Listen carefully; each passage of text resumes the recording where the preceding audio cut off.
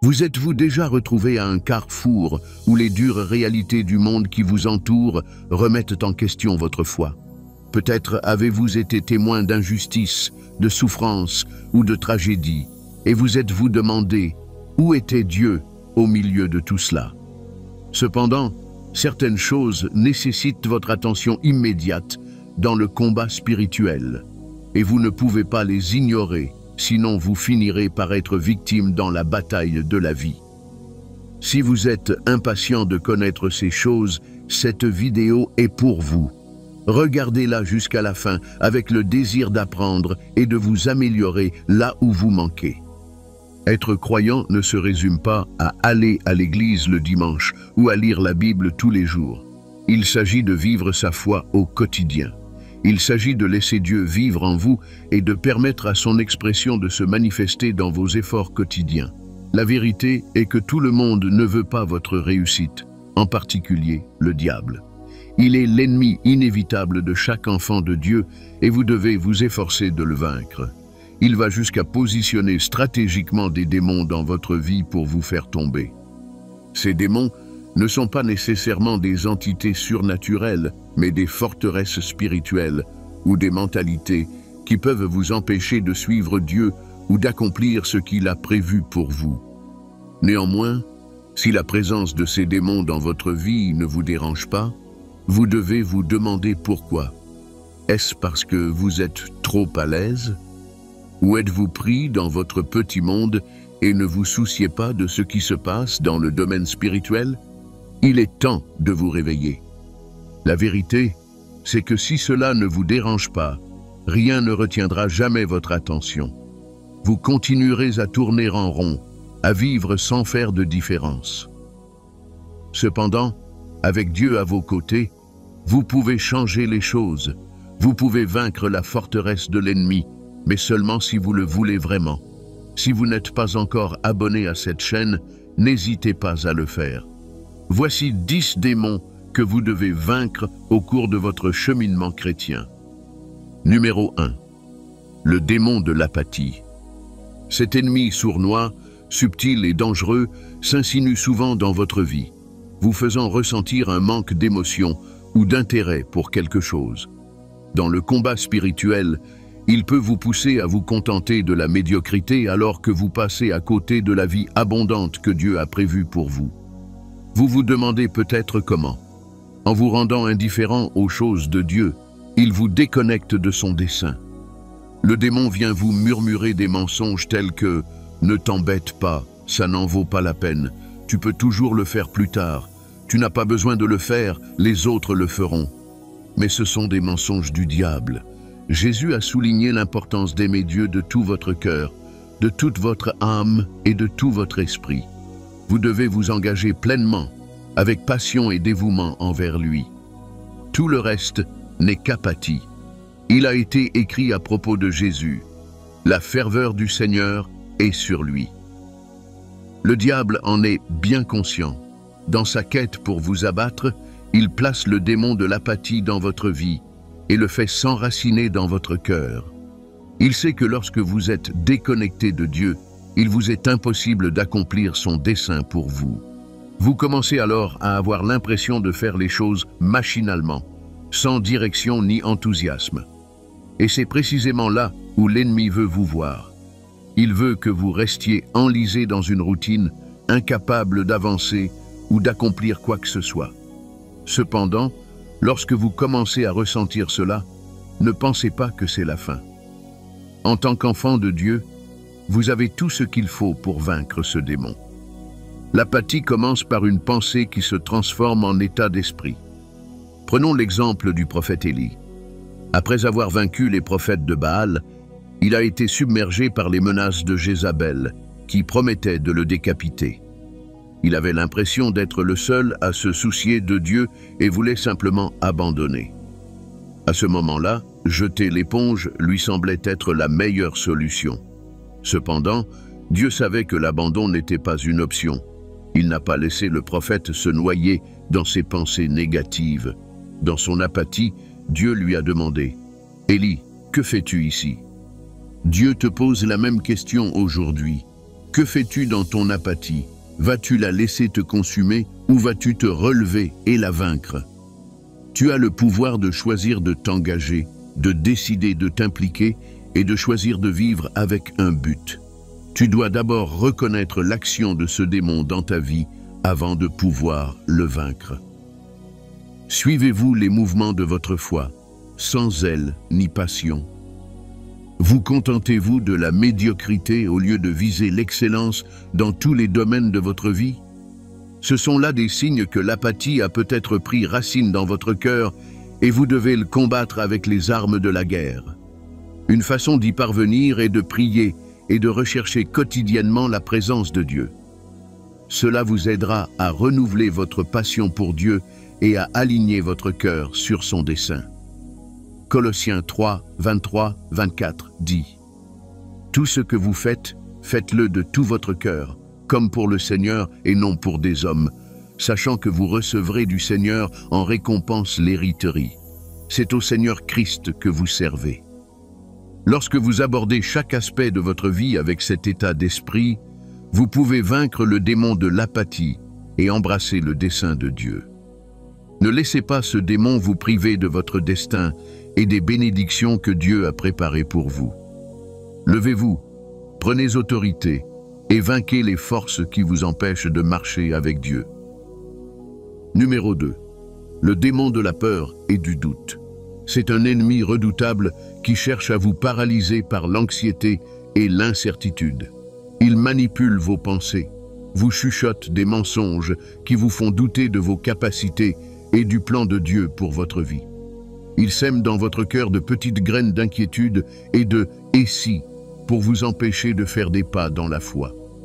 Le diable sait qu'avec votre niveau de foi et votre détermination, vous pouvez accomplir n'importe quoi.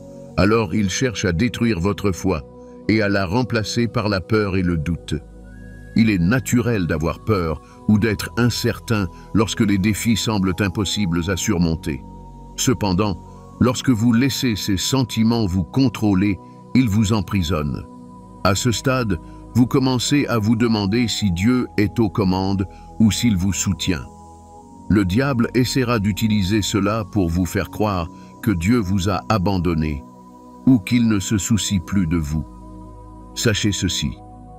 Dieu dit que vous ne devez pas avoir peur car il est avec vous et il est votre Dieu. Il vous fortifiera, vous aidera et vous soutiendra de sa main droite juste. Pourquoi alors continuez-vous à nourrir la peur? Ne savez-vous pas que Dieu ne vous a pas donné un esprit de peur, mais un esprit de puissance, d'amour et de sagesse? Vous pouvez vaincre la peur et le doute si vous le désirez. Ne vous limitez pas. Lorsque Pierre a vu Jésus marcher sur l'eau, il a voulu suivre ses traces. Alors il a demandé à Jésus s'il pouvait venir aussi sur l'eau. Jésus lui a fait signe de le faire sans hésiter, et il s'est mis à marcher sur l'eau. Il marchait avec assurance, mais dès qu'il a détourné les yeux de Jésus et s'est concentré sur l'eau agitée, la peur l'a envahi et il a commencé à couler. Que vous apprend l'expérience de Pierre?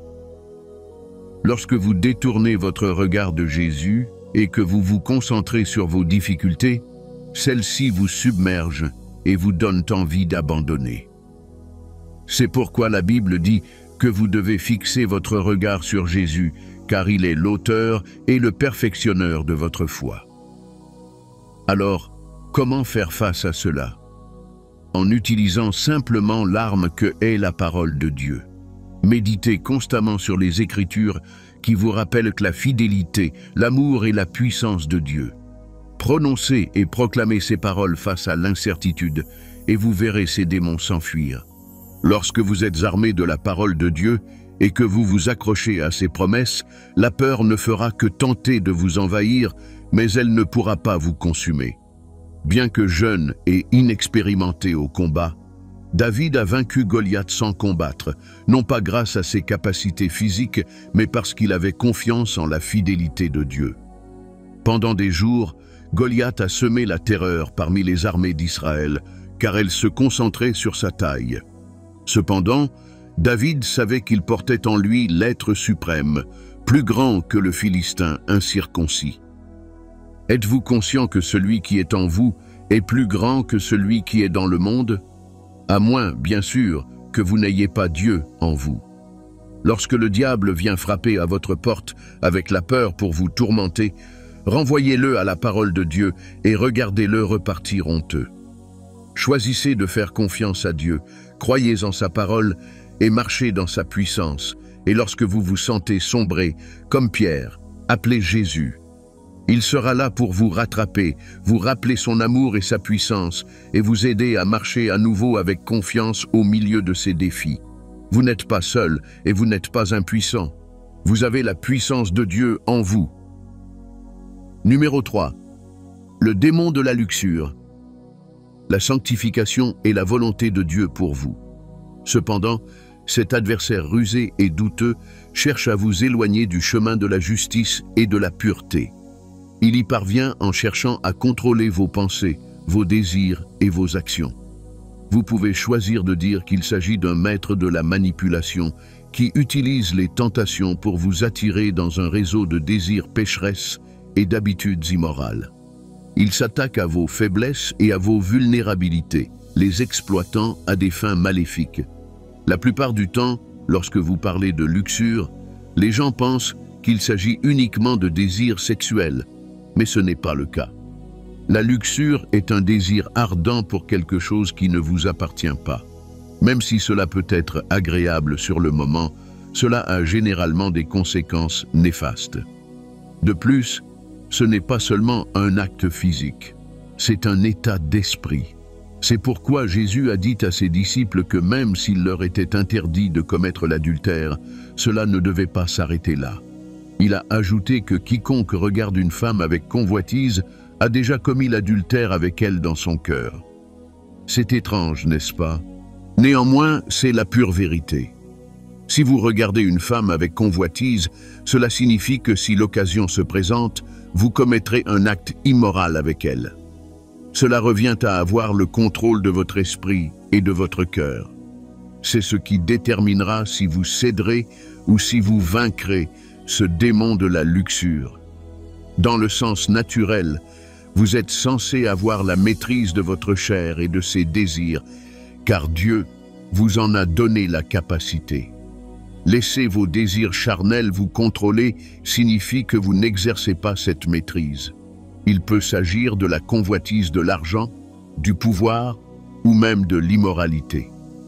Pour prouver à quel point ce démon est dangereux, il a détruit Samson, qui a fini esclave de son ennemi. Avant la naissance de Samson, Dieu avait déjà donné des instructions à ses parents sur son éducation.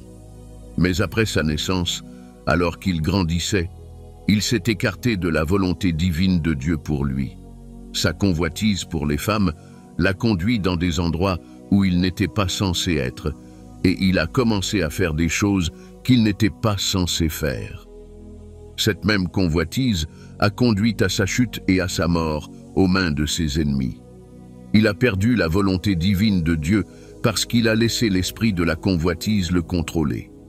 Êtes-vous confronté à une tentation qui semble trop difficile à surmonter? Peut-être comme Joseph. Êtes-vous pris entre céder à la convoitise et passer à côté des plans de Dieu, ou vous en éloigner, mais perdre en contrepartie votre poste au bureau ou une opportunité intéressante? La question était maintenant, qu'est-ce qui est le plus important pour vous? Le dessein de Dieu pour vous ou votre travail? Souvenez-vous de ce que dit 1 Corinthiens 10, 13. Aucune tentation ne vous est survenue qui n'ait été commune aux hommes, et Dieu est fidèle. Il ne permettra pas que vous soyez tentés au-delà de vos forces, mais avec la tentation, il mettra aussi l'issue afin que vous puissiez supporter.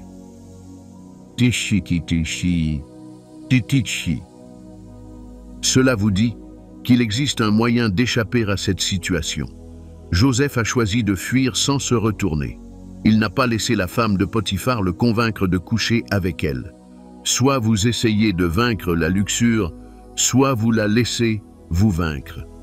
Bien que Joseph ait fini en prison à cause d'une fausse accusation, Dieu l'a finalement élevé, cette fois-ci à une meilleure position. Quelle que soit la forme de convoitise contre laquelle vous luttez, vous pouvez la vaincre si vous laissez Dieu vous aider. Vous devez d'abord dompter votre cœur, car c'est de l'abondance de votre cœur que votre bouche parle et que vos actions suivent. De la même manière, une seule allumette peut brûler toute une forêt. Une seule pensée lubrique peut détruire votre vie si vous ne la maîtrisez pas.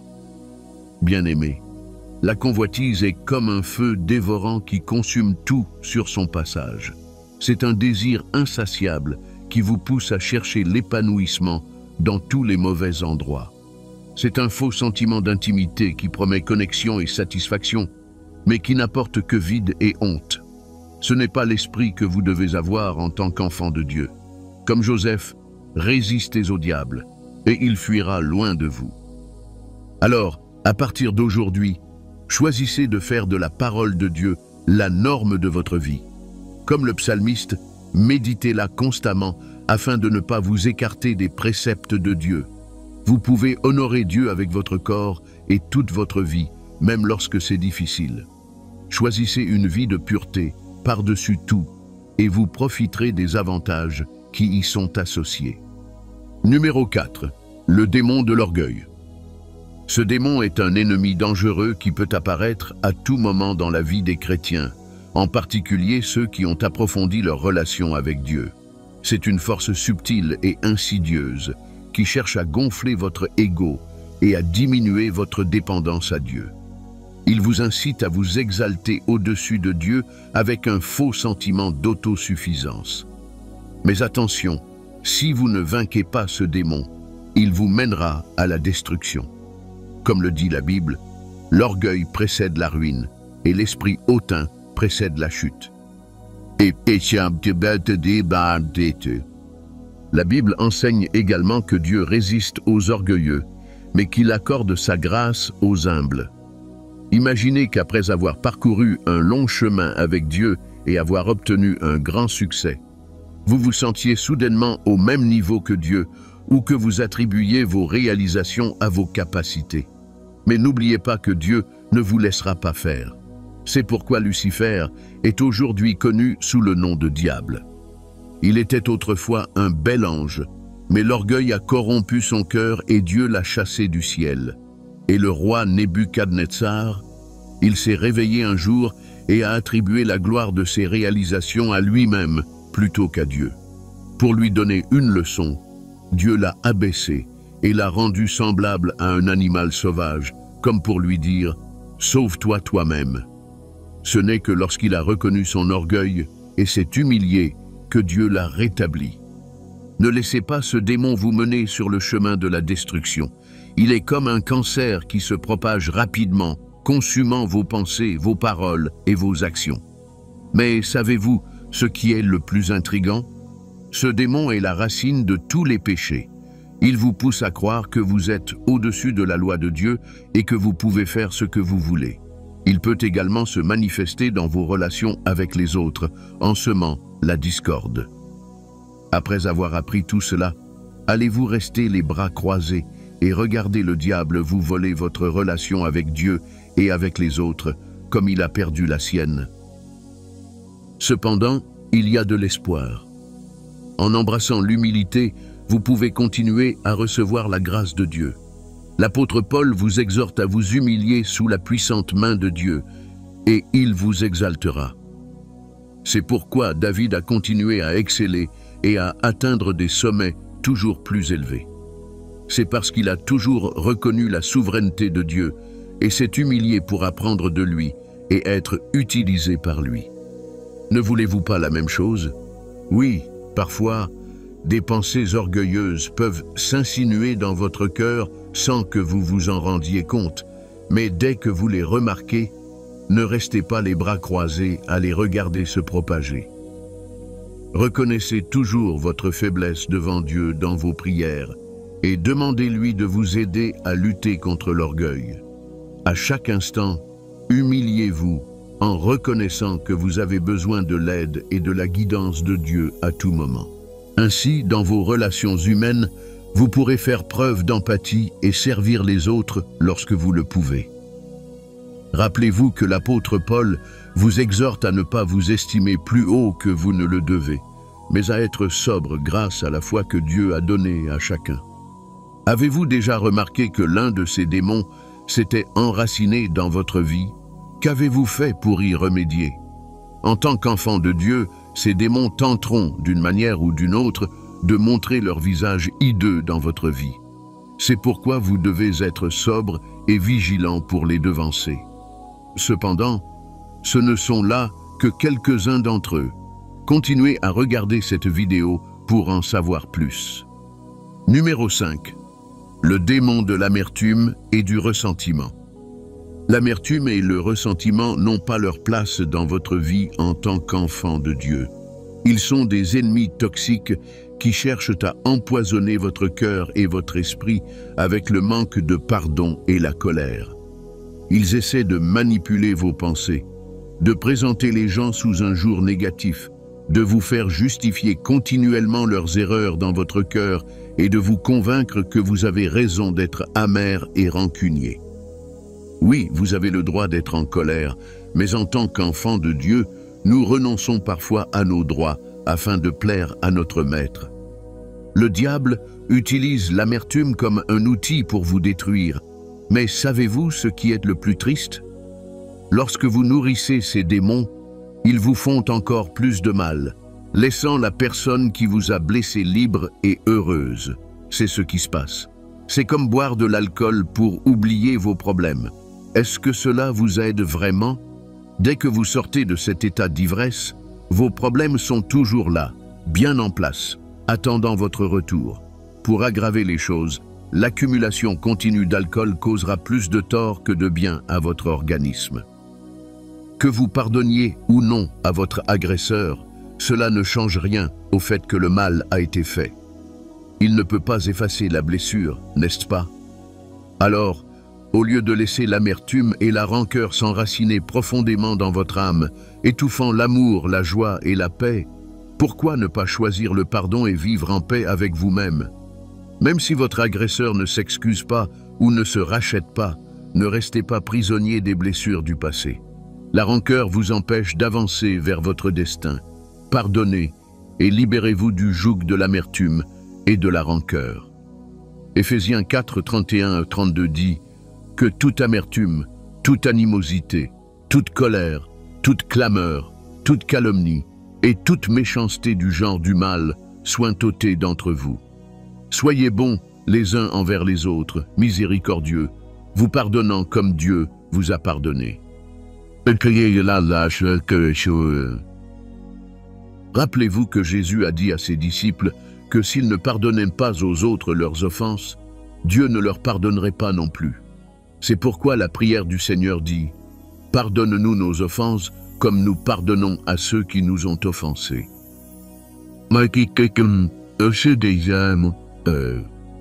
Si vous ne voulez pas passer à côté de la grâce de Dieu, acceptez le pardon. Vous pouvez vous inspirer de l'exemple de Joseph. Après tout ce que ses frères lui ont fait pour causer sa perte, il n'a nourri ni amertume ni rancœur à leur égard. Et Étienne? Pouvez-vous imaginer qu'il ait été lapidé à mort et qu'il ait pourtant choisi de pardonner et demander à Dieu de pardonner à ses persécuteurs? Il a suivi l'exemple de Jésus en matière de pardon et vous devriez en faire autant. Je comprends que ce n'est pas facile, surtout lorsque vous vous souvenez sans cesse de la douleur. Mais pardonnez malgré tout. Dieu vous aidera à guérir. Laissez-lui simplement le soin de s'en occuper et il fera un travail parfait. Numéro 6. Le démon de la complaisance. Savez-vous à quel point la complaisance peut être dangereuse et quels effets néfastes elle peut avoir sur vous? La complaisance, c'est être trop à l'aise avec votre vie, au point de ne plus faire d'efforts pour grandir ou vous améliorer. Est-ce ainsi que Dieu veut que votre vie soit? Bien sûr que non. Le démon de la complaisance est un ennemi sournois qui cherche à vous bercer dans un faux sentiment de sécurité et de stagnation. Il vous fait croire que vous en faites assez, que vous êtes arrivé au but et qu'il n'est pas nécessaire de grandir ou de vous efforcer davantage. Maintenant, la question est la suivante. Y a-t-il un niveau que vous pouvez atteindre dans la vie qui soit le dernier et qu'il n'y en ait pas d'autre au-dessus? Même les personnes les plus riches de la terre continuent à lutter et à travailler dur pour gagner plus. Alors pourquoi devriez-vous rester stagnant et vous contenter de cela? Même dans votre marche avec Dieu, aucun niveau n'est suffisant, car vous ne pouvez jamais tout savoir de Dieu. Chaque pas semble révéler un nouveau mystère. C'est pourquoi, malgré le niveau atteint par l'apôtre Paul dans sa relation avec Dieu, il s'écriait encore: afin de connaître Jésus-Christ et la puissance de sa résurrection et la communion de ses souffrances. La complaisance peut sembler être un lit confortable dont vous ne voulez jamais sortir, mais plus vous y restez, plus vos chances d'accomplir quoi que ce soit s'amenuisent. Apocalypse 3:7 dit: tu dis, je suis riche, je me suis enrichi et j'ai besoin de rien. Mais tu ne sais pas que tu es malheureux, misérable, pauvre, aveugle et nu. Ce piège vous empêche également d'atteindre votre plein potentiel et d'accomplir votre destinée. Lorsque vous êtes complaisant, vous ne vous efforcez pas d'être meilleur, d'apprendre davantage ou d'accomplir plus. Vous existez simplement, vous ne vivez pas. En tant qu'enfant de Dieu, vous devez grandir, apprendre et vous efforcer d'aller plus loin, car c'est ce que Dieu désire. Vous pensez peut-être que vous vous en sortez bien, mais il sait que vous pouvez faire mieux et accomplir davantage. Il voit le potentiel que vous réprimez et a besoin que vous le révéliez et le mettiez à profit. C'est pourquoi vous devez, à tout prix, vaincre le démon de la complaisance. Ne le laissez pas vous empêcher d'explorer votre situation réelle. Lorsque Dieu a fait sortir les Israélites d'Égypte, ils sont restés complaisants pendant très longtemps et n'étaient pas prêts à lutter pour atteindre la terre promise. C'est l'une des raisons pour lesquelles Dieu a décidé de prolonger leur voyage à 40 ans. Au lieu de choisir d'être comme ces gens, pourquoi ne pas être comme l'apôtre Paul, qui a continué à courir pour remporter le prix pour lequel Dieu l'avait appelé en Jésus-Christ? Il a refusé de laisser la complaisance le retenir. Il a persévéré, et Dieu l'a utilisé puissamment. Vainquez aujourd'hui ce démon de la complaisance et commencez à vivre la vie à laquelle Dieu vous a appelé. Numéro 7. Le démon de la cupidité. Ce démon cherche sans relâche à contrôler votre cœur et votre esprit avec un désir insatiable d'avoir toujours plus. Il utilise les biens matériels et la richesse pour vous détourner du dessein et du plan de Dieu. La cupidité, c'est lorsque vous voulez quelque chose à tel point que vous êtes prêt à tout pour l'obtenir, même si cela implique de blesser les autres ou d'emprunter une voie illégale ou pécheresse. C'est comme avoir un appétit vorace que rien ne peut satisfaire. Si vous ne le contrôlez pas, ce démon peut envahir vos pensées et dicter vos décisions. C'est un faux sentiment de sécurité qui promet le bonheur et l'épanouissement, mais qui, en fin de compte, ne donne rien. Cependant, vous devez vous rappeler que Dieu vous encourage à être satisfait. C'est pourquoi la Bible dit que la piété accompagnée du contentement est un grand gain. Par exemple, le livre de 1 Timothée précise que l'amour de l'argent est la racine de tous les maux, et que, dans leur désir d'être riches, certains s'éloignent de la foi et se transpercent eux-mêmes de nombreuses douleurs. Cependant, sachez que la cupidité ne concerne pas seulement l'argent, mais aussi votre temps, vos ressources et vos relations. Si vous voulez savoir à quel point la cupidité est dangereuse, regardez la vie de Judas Iscariote. On pourrait penser qu'étant disciple de Jésus, il était irréprochable et sans défaut. Cependant, cela n'aurait été possible que s'il n'avait pas laissé la cupidité entrer dans sa vie.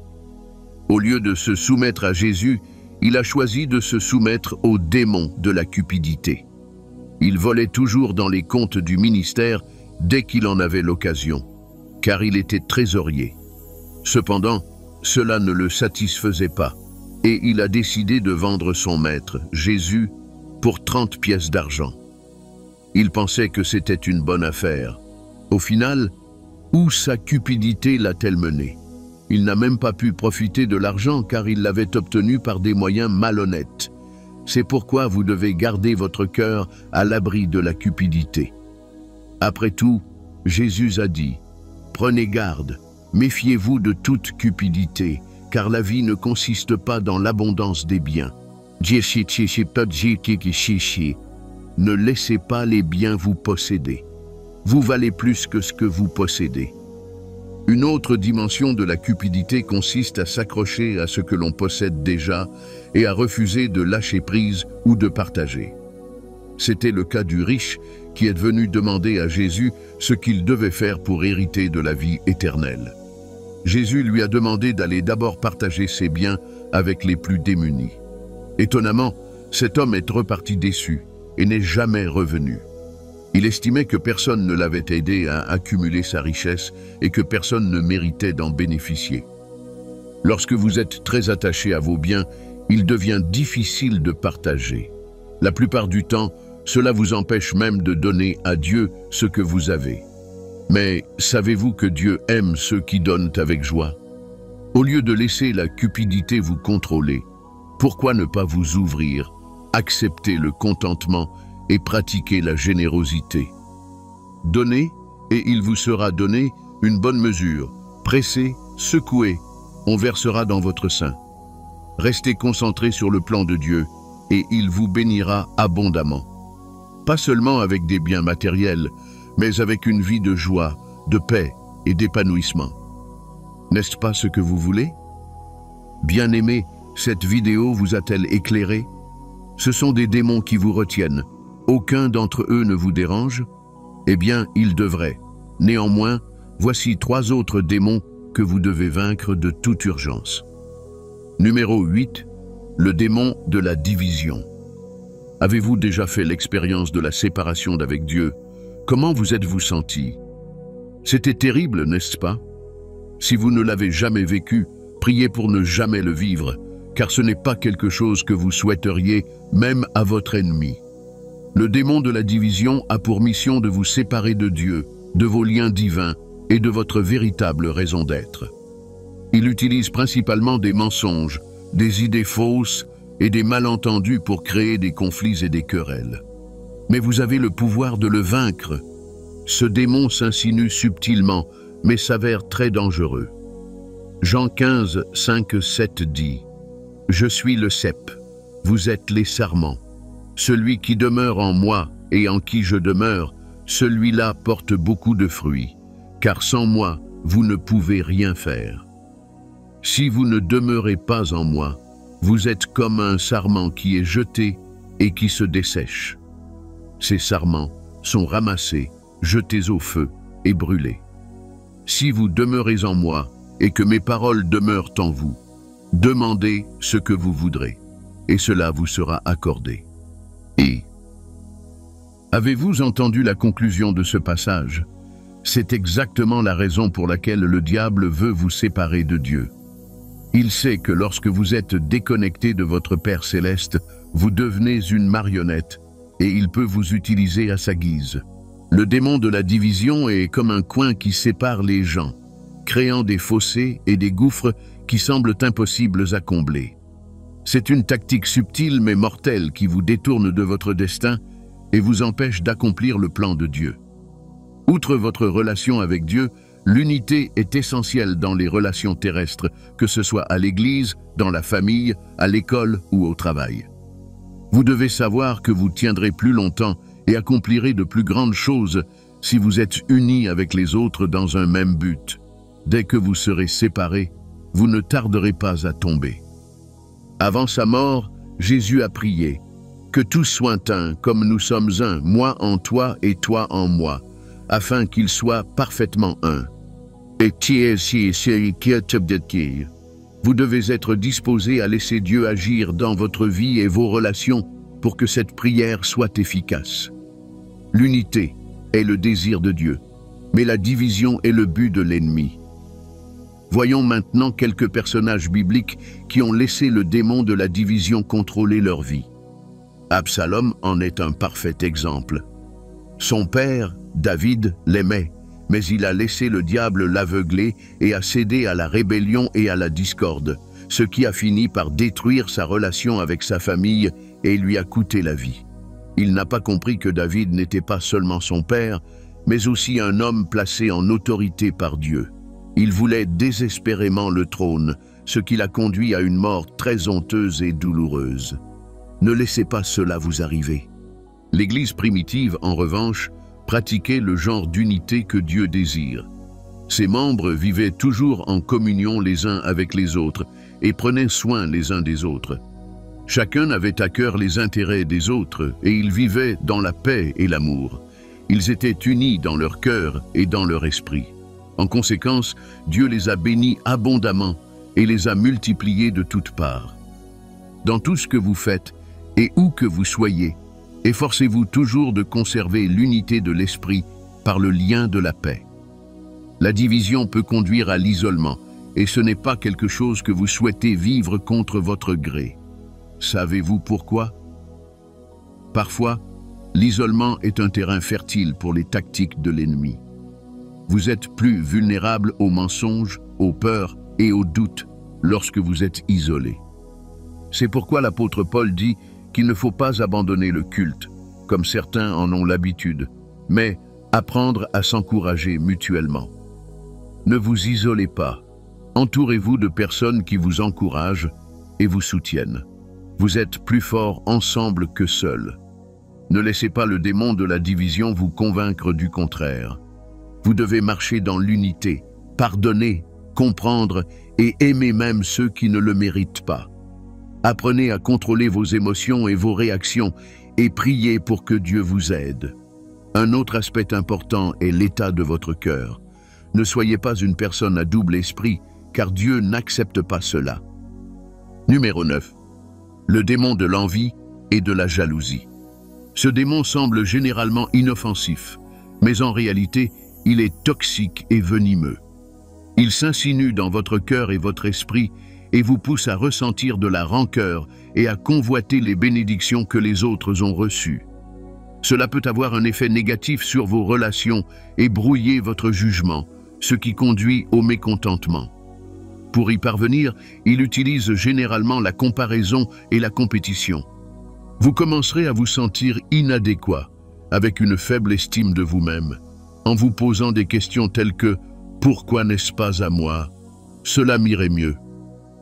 Le diable, par ce biais, vous fait croire que vous méritez tout et que les autres ne méritent rien, mais est-ce vrai? Non, le ciel est assez grand pour tout le monde et vous n'avez pas besoin de rabaisser quelqu'un d'autre pour vous élever. Ne devenez pas vaniteux, provocateurs et envieux les uns envers les autres. C'est un avertissement de la Bible. Vous devez choisir de marcher dans l'humilité et l'amour. Proverbe 14:30 dit « Un cœur paisible donne la vie au corps, mais l'envie ronge les os. » Que préférez-vous? Le premier ou le second? Tout dépend de votre volonté de renoncer à l'envie et à la jalousie. Si vous ne surmontez pas ce démon, il se propagera comme un virus mortel, infectant tous les domaines de votre vie. Caïn n'avait aucun contrôle sur ses émotions et s'est laissé consumer par son envie envers Abel. Cela l'a poussé à ôter la vie à son frère innocent, simplement parce que Dieu avait accepté l'offrande d'Abel et pas la sienne. Mais cela ne l'a pas soulagé. Au contraire, cela lui a valu la malédiction de Dieu qu'il a portée toute sa vie. Et les frères de Joseph, ils étaient tellement jaloux de lui qu'ils ne pouvaient même pas le cacher. C'était si grave qu'ils pensaient que se débarrasser de lui était la meilleure solution. Mais heureusement, Dieu est intervenu. Ils lui ont épargné la vie et l'ont vendu à la place. Lorsque vous laissez le démon de l'envie et de la jalousie vous contrôler, cela vous détourne de votre destin et vous empêche d'accomplir le plan de Dieu. Dans l'épître de Jacques, l'apôtre Paul dit que là où il y a l'envie et l'ambition égoïste, le désordre et les mauvaises pratiques sont inévitables. Cela vous montre que l'envie et la jalousie peuvent mener au commérage et à la calomnie. Les gens peuvent être méchants au point de répandre de fausses rumeurs sur les autres afin de ternir leur réputation, simplement parce qu'ils veulent les rabaisser. Est-ce que là l'attitude d'un enfant de Dieu? Renoncez-y et rompez tout lien avec ceux qui la pratiquent. Vous avez été créés à l'image et à la ressemblance de Dieu. Ne laissez pas ce démon vous donner une identité différente. Cultivez un style de vie reconnaissant envers Dieu pour les choses dont il vous a comblé. Demandez-lui de vous bénir avec ce que vous souhaitez avoir, mais que vous n'avez pas. Il vaut mieux demander à la source que de convoiter ce que les autres ont. Après tout, Dieu dit que vous devez demander, et vous recevrez. Numéro 10. Le démon de la tromperie. Imaginez avoir une connaissance dont la mission principale est de vous tromper et de vous égarer. Même si vous n'avez pas un tel ami, céder au démon de la tromperie n'est pas différent. Ce démon rôde silencieusement, attendant de semer des mensonges, des demi-vérités et des idées fausses dans votre cœur. Il vise à vous troubler et à vous laisser dans un cercle de doute. Tout comme il y a deux côtés à une médaille, il y a aussi deux aspects à cette idée de tromperie. Ne laissez pas le diable vous tromper avec ses mensonges venus des profondeurs de l'enfer, et ne trompez pas les autres non plus. Si vous choisissez de pratiquer la tromperie, voici ce que Jésus vous dit. Vous appartenez à votre père, le diable, et vous voulez accomplir les désirs de votre père. Il a été meurtrier dès le commencement, et il n'y a pas de vérité en lui. Quand il ment, il parle de son propre langage, car il est menteur et père du mensonge. Le premier cas de tromperie dans le monde et dans la Bible est rapporté dans le livre de la Genèse, où le diable a trompé Ève pour qu'elle mange le fruit défendu dans le jardin d'Éden. Comprenez-vous maintenant pourquoi le diable est rusé? Dieu a ordonné à Adam et Ève de ne pas manger le fruit défendu, car cela les conduirait à la mort. Puis, lorsque le diable est venu, il a déformé cette instruction en disant « Vous ne mourrez certainement pas ». Et à cause de leur ignorance, ils sont tombés dans son piège. Mais il ne s'est pas arrêté là. La tromperie s'est répandue et s'est insinuée dans l'Église. C'est là qu'interviennent les faux prophètes et les faux enseignants. Ils viennent avec de fausses doctrines au nom du Christ pour tromper et détourner les gens de l'Église. Ils essaient de déformer les paroles de Dieu pour les favoriser et faire passer des mensonges pour des vérités. C'est pourquoi la Bible dit que le diable et ses agents sont déguisés en anges de lumière, alors qu'ils sont les agents des ténèbres. La tromperie est comme un épais brouillard qui obscurcit votre jugement et obscurcit votre vision. C'est une tactique ennemie subtile, mais mortelle, qui vous détourne de votre destin et vous empêche d'accomplir le plan de Dieu. Avant de choisir de vous incliner devant la tromperie et de laisser le diable vous utiliser comme son agent, rappelez-vous que Jésus a mis en garde ses disciples contre les faux prophètes et les séducteurs. Aujourd'hui, il vous met également en garde. La première étape pour vaincre et triompher du démon de la tromperie est de reconnaître sa présence dans votre vie, puis de choisir de marcher dans la vérité, la transparence et l'honnêteté. Ensuite, vous devez demander à Dieu de vous donner l'esprit de discernement afin que, dans vos efforts pour éviter la tromperie, vous n'en soyez pas victime. Sans l'aide de Dieu, vous continuerez à tomber entre de mauvaises mains. La Bible précise que le cœur de l'homme est trompeur par-dessus tout et incurable. Personne ne peut le comprendre. Ne vous trompez pas vous-même. Affrontez la vérité et cherchez l'aide de Dieu. Ensuite, rappelez-vous que la tromperie peut également conduire à l'hypocrisie et à la dissimulation.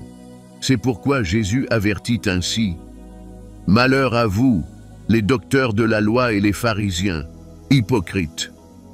Vous êtes comme des sépulcres blanchis, qui sont beaux au dehors, mais qui, au dedans, sont pleins d'hommes morts et de toutes sortes de souillures. » Et, chers enfants de Dieu, Éphésiens 6:11 dit « Revêtez-vous de l'armure de Dieu, afin que vous puissiez tenir ferme contre les ruses du diable. » Cette réalité exige votre attention immédiate, et vous devez agir rapidement.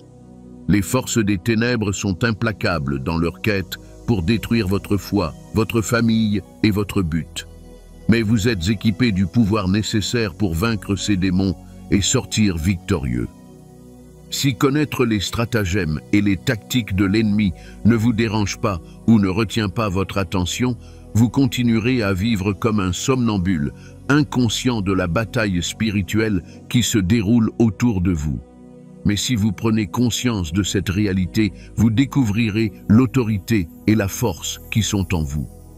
Grâce au message que Dieu vous a donné aujourd'hui, vous pouvez affronter et vaincre le diable et ses démons. Cependant, après avoir fait cela, vous devez garder ces démons loin de vous, afin qu'ils ne reviennent pas plus forts qu'avant. Le diable est têtu et n'abandonne pas. Après avoir tenté Jésus, la Bible dit qu'il l'a laissé jusqu'à un autre moment opportun. Il est toujours là pour voir si vous vous êtes reposé, afin de pouvoir continuer à vous tourmenter. Ne le laissez pas faire.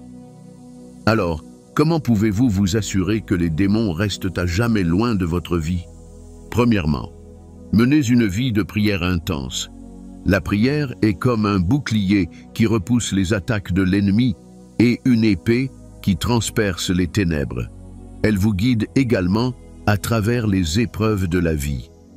Prier, ce n'est pas seulement parler à Dieu, c'est l'inviter à prendre le contrôle de votre vie.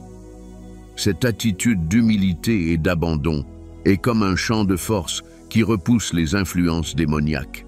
C'est pourquoi la Bible vous encourage à prier sans cesse. Tout comme votre corps a besoin d'oxygène pour fonctionner, votre esprit a besoin de prière pour rester en vie et s'épanouir.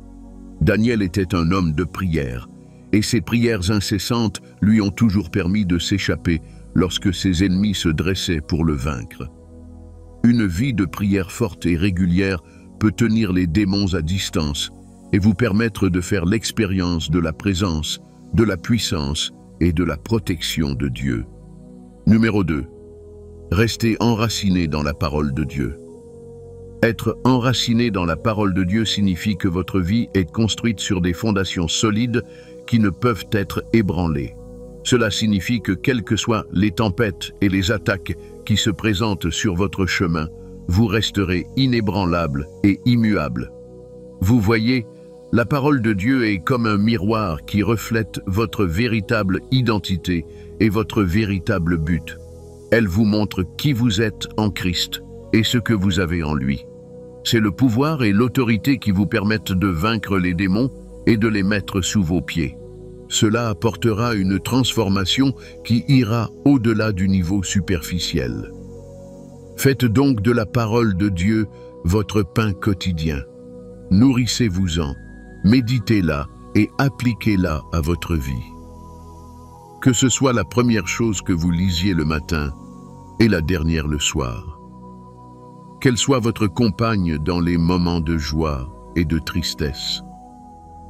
En restant enraciné dans la parole de Dieu, vous resterez victorieux sur le diable et ses démons et vous connaîtrez l'épanouissement. Numéro 3. Revêtez-vous des fruits de l'esprit. Une fois que vous avez vaincu les démons, il est essentiel d'embrasser les fruits de l'Esprit Saint pour les tenir loin de vous. Le Saint-Esprit vous guide dans la justice, faisant de vous un vase digne d'être utilisé par Dieu. En embrassant les fruits du Saint-Esprit, vous permettez au caractère de Dieu de briller à travers vous. C'est comme revêtir l'amour, la joie, la paix, la patience, la bonté, la bienveillance, la fidélité, la douceur et la maîtrise de soi comme un vêtement qui embellit votre vie. Cela vous donnera la force d'aimer ceux qui sont difficiles à aimer et d'être en paix avec tous les hommes. Alors, soumettez-vous à l'œuvre du Saint-Esprit dans votre vie. Laissez-le cultiver ses fruits dans votre vie et observez comment votre vie se transforme en un reflet de la nature de Dieu, lui rendant gloire. Bien-aimés, êtes-vous prêts à entrer sur le champ de bataille? Si oui, faites cette prière de tout votre cœur et faites confiance à Dieu pour une transformation à partir d'aujourd'hui. Cher Seigneur miséricordieux, merci d'être le Seigneur de ma vie. J'exalte ton nom pour tout ce que tu as fait et pour tout ce que tu fais. Pardonne-moi mes péchés et accorde-moi la grâce de puiser en toi aujourd'hui. Dieu Tout-Puissant, Je me présente devant toi avec un cœur humble, reconnaissant mes faiblesses et ma vulnérabilité face aux forces démoniaques qui cherchent à me détruire. Je reconnais que je suis dans un combat spirituel et que j'ai besoin de ta force, de ta direction et de ta protection pour en sortir victorieux.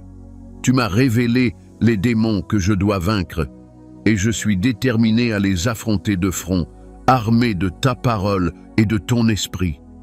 Je sais que si je n'agis pas, ces démons continueront à semer le chaos dans ma vie et je passerai à côté de la vie abondante que tu m'as promise.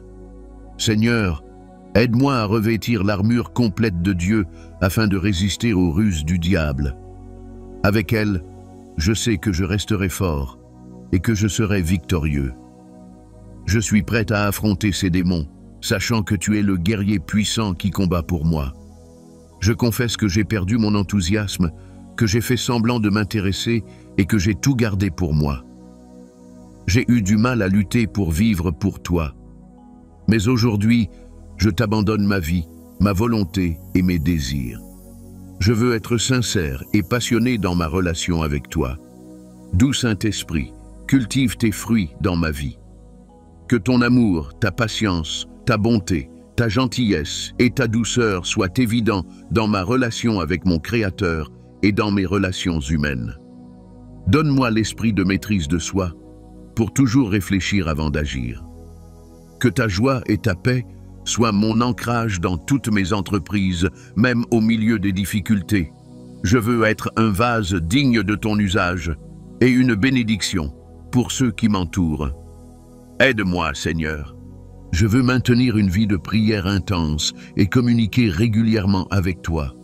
Je m'engage à faire de la prière ma réponse par défaut aux défis de la vie, sachant que tu es toujours disponible et disposé à m'écouter.